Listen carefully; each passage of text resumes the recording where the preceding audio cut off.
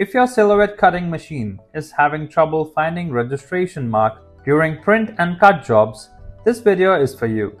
It happens when the optic sensor is dirty or some debris on it. The good news? Cleaning it is super easy. It just takes a couple of minutes using basic stuff you probably already have at home. In this video, I'm gonna show you exactly how to clean your silhouette's optic sensor so it reads those registration marks properly again. And if you need extra help, you can call the numbers on the screen for one-on-one support. Otherwise, let's get started. Before we start this step, we request you to join our YouTube channel and support us. You can be a part of our growing family where millions come together to learn, solve problems, and stay up to date. So first things first, you need to locate the optic sensor. It's positioned right under the tool carriage on your machine. Just take a quick look underneath and you'll see it. Now, take a close look at the sensor and inspect it for any debris that might be covering the eye.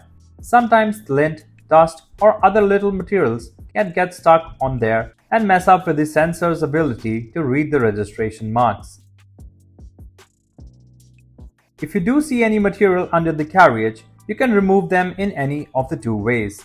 Option 1. Grab a pair of tweezers and carefully pick up any debris you see. Just be gentle so you don't damage the sensor. One more thing, whatever you do, don't click the optic sensor with any liquids and don't wipe it with a cloth.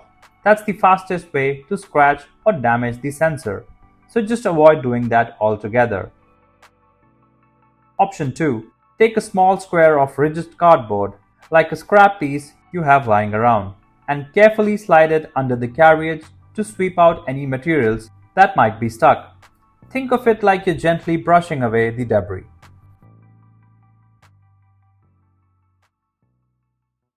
Thanks for watching.